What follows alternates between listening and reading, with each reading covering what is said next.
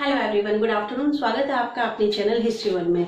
हम यहाँ पर 1857 की क्रांति डिस्कस कर रहे थे। सारा थ्योरी पार्ट कंप्लीट कर लिया। क्या उसकी प्रकृति थी, क्या उसके कारण रहे हैं जिनकी वजह से 1857 का विद्रोह हुआ है, और किन किन क्षेत्रों तक ये विद्रोह फैला, और कहा किस नेता ने इसको नेतृत्व प्रदान किया, ये सभी हम डिस्कस कर चुके हैं। इसके परिणाम जो हुए थे वो भी हम सब डिस्कस कर चुके हैं। अब बारी अपने कुछ क्वेश्चंस को करने की, तो शुरू करते हैं।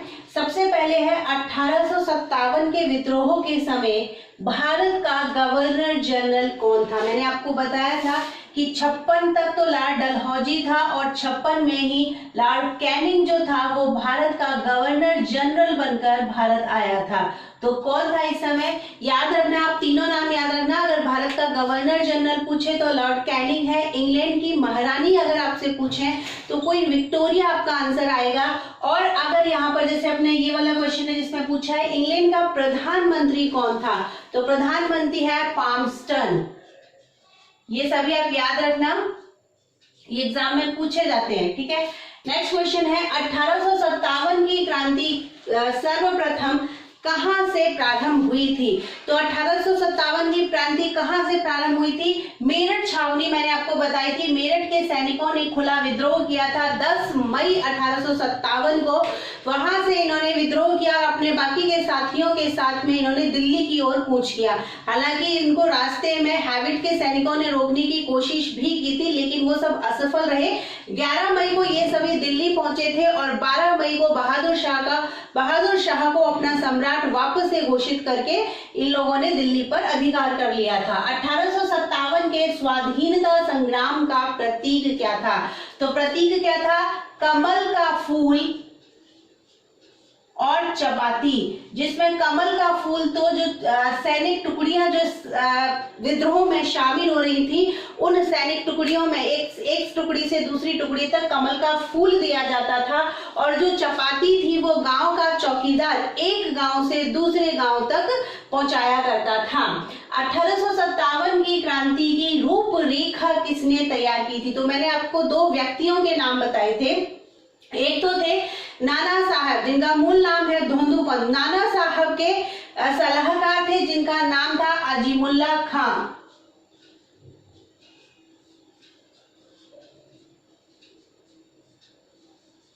और दूसरा मैंने आपको बताया था कि सतारा के अपदस्थ राजा थे प्रताप सिंह, और उनके भी सलाहकार थे राणोजी बापू।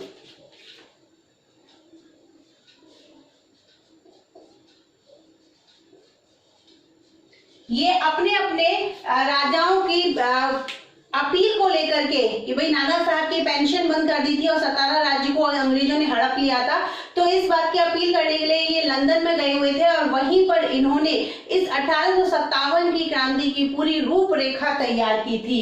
1857 की क्रांति का क्या कारण था, देखो अगर 1857 की क्रांति का कोई एक कारण हम आपको नहीं बता सकते हैं कि पर्टिकुलर यही कारण था, क्योंकि 1857 की क्रांति के लिए अंग्रेजों की जो नीतियां थी, जैसे उनकी जो राजनीतिक नीतियां थी, आर्थिक नीतियां थी, सैनिक नीतियां थी, वो सभी मिलजुल के तैयार ही कारण थी। तो इसमें हम बोल सकते हैं ब्रिटिश साम्राज्य की नीतियां।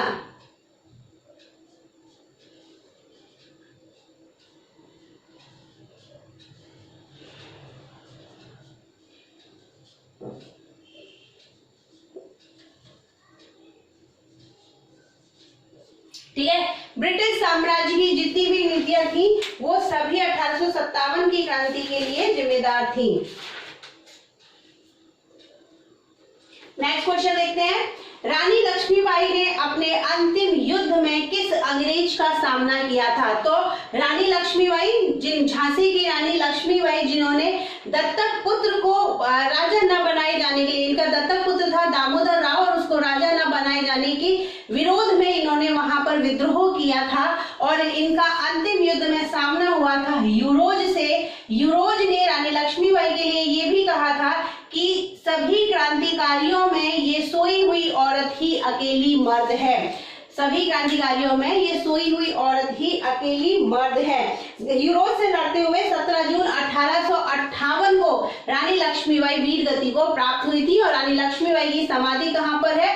ग्वालियर में बनी हुई है। नेक्स्ट क्वेश्चन, 1857 के विद्रोह को किस इतिहासकार ने एक षड्यंत्र की संज्ञा दी है? तो देखो जेम्स आउट्रम है,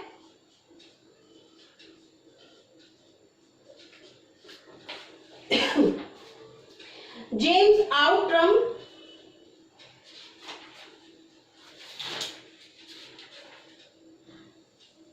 और उसके साथ में है डब्ल्यू टेलर। यस,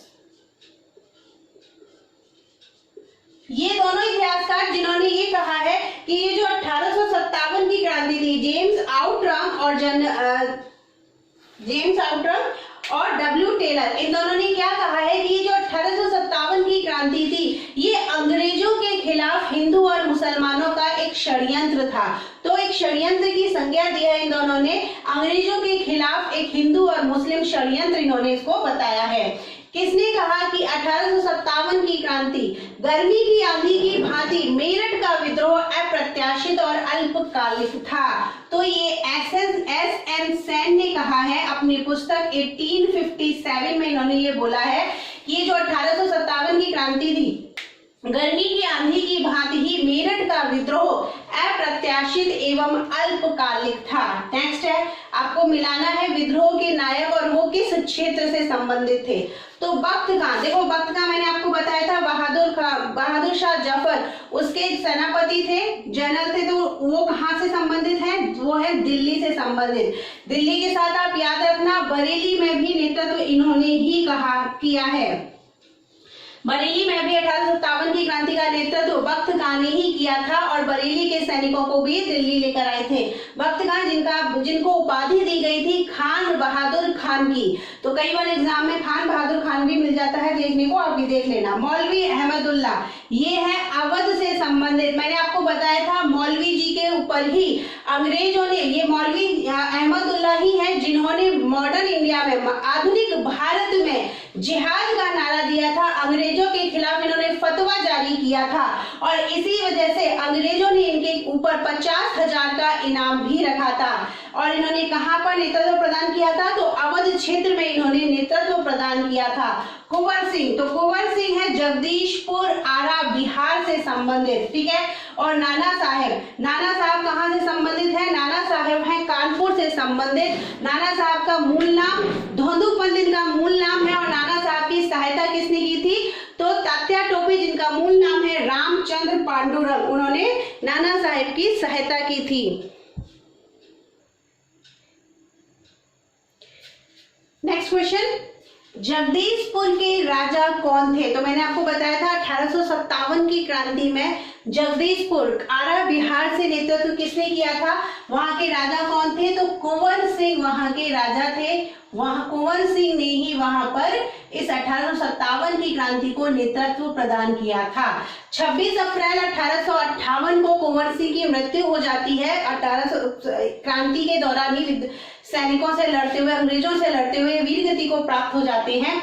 उसके बाद इनके जो भाई हैं अमर सिंह, उन्होंने इस विद्रोह को, इस विप्लव को अपना नेतृत्व प्रदान किया था। नेक्स्ट है 1857 की क्रांति के किस नेता के सिर पर 50,000 का इनाम था? ये तो मैंने अभी आपको बताया ही है, ये थे मौलवी साहब, मौलवी अहमदुल्ला।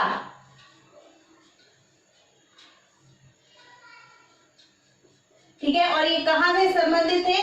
फैजाबाद अवध से।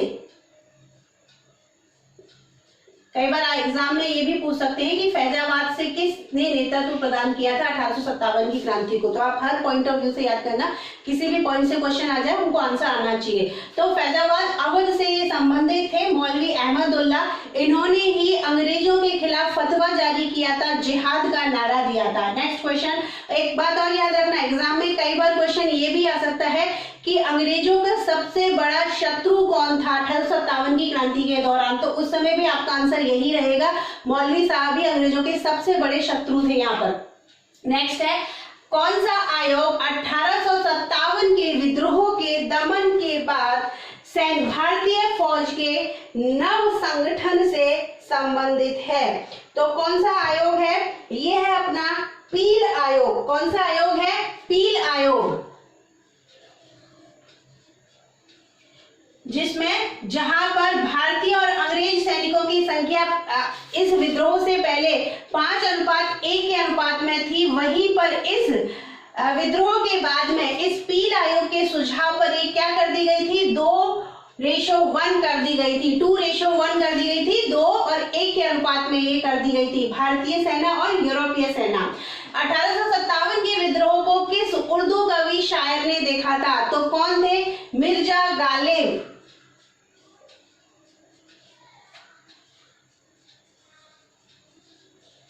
मिर्जा गालिब ने दिल्ली में 1857 की क्रांति के विद्रोह के दौरान जो नरसंहार हुआ था उसको देखकर ये कहा था कि मेरे सामने रक्त का एक दरिया है, खुदा ही जानता है मुझे अब और क्या क्या देखना बाकी है। तो कौन से शायर मौजूद थे यहाँ पर? मिर्जा गालिब। 1857 में किसने इलाहाबाद को आपातकालीन मुख्यालय बनाया था? तो आपातकालीन मुख्यालय कौन बनाएगा? जो यहाँ पर अंग्रेजों का हेड होगा, अंग्रेजों का जो प्रतिनिधि होगा, और इनका गवर्नर जनरल कौन था यहाँ पर? तो वो था लॉर्ड कैनिंग। तो कौन बनाएगा? लॉर्ड कैनिंग ने ही बनाया था। ठीक है, निम्न में से कौन सा क्षेत्र 1857 के विद्रोह से प्रभावित नहीं था? चलो देखते हैं। झांसी में तो विद्रोह हुआ था। रानी लक्ष्मीबाई ने 4 जून 1857 को विद्रोह किया था। जगदीशपुर, यहाँ पर भी जगदीशपुर, आरा, बिहार, कुंवर सिंह ने विद्रोह किया था। ये चित्तौड़गढ़ है जहां पर 1857 का विद्रोह नहीं हुआ था, या यूं कह सकते हैं ये क्षेत्र जो है इस विद्रोह से अप्रभावित रहा था। और लखनऊ में भी बेगम हजरत महल ने 4 जून को ये विद्रोह किया था। अपने पुत्र, अल्पवयस्क पुत्र बिरजिस कादिर को इन्होंने वहां का राजा घोषित, नवाब घोषित करते हुए विद्रोह की शुरुआत की थी। वीरांगना महारानी लक्ष्मीबाई की जन्म स्थली, और इनकी जन्म स्थली कहाँ है? वाराणसी। असम में 1857 की क्रांति का नेता कौन था? तो नेता कौन था?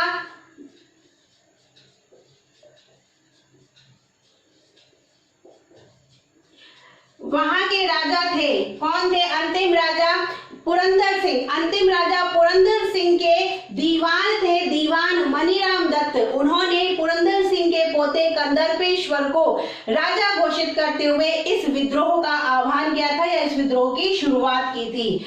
भारतीय भाषा में 1857 के विप्लव के कारणों पर लिखने वाला पहला भारतीय इतिहासकार कौन है? तो याद रखना, पहला भारतीय इतिहासकार है सैयद अहमद खान।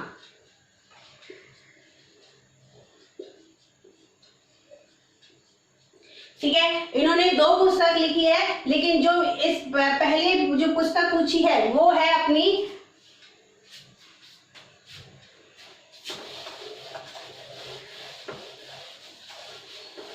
पुस्तक का भी नाम पूछ लेते हैं, तो आप पुस्तक को भी देख लो।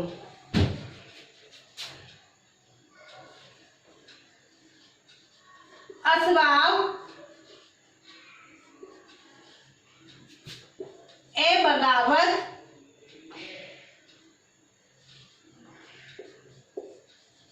ए हिंद। ठीक है, इसके साथ साथ इन्होंने एक पुस्तक और लिखी है, द कॉजेस ऑफ, इन्होंने एक पुस्तक और लिखी है the causes of Indian revolt. ठीक है, 2 पुस्तक है, लेकिन आपसे अभी जो ये क्वेश्चन पूछा है, पहली पुस्तक जो कि भारतीय भाषा में लिखी गई पहली पुस्तक है, तो उसका आंसर आपका यही रहेगा। सर सैयद अहमद खान ने ये पुस्तक लिखी है, असवाबे बगावत हिंद। ठीक है, और इनकी दूसरी पुस्तक भी है the causes of Indian revolt. इनमें इन्होंने क्या कहा है कि जो 1857 की क्रांति थी वो एक सैनिक विद्रोह था। ठीक है, याद रखना, इन्होंने इसको 1857 की क्रांति का नेचर क्या बताया है, प्रकृति क्या बताई है, इन्होंने कहा है कि यह एक सैनिक विद्रोह था। लास्ट क्वेश्चन देखते हैं, किस राजवंश ने 1857 की क्रांति में अंग्रेजों की सर्वाधिक सहायता की?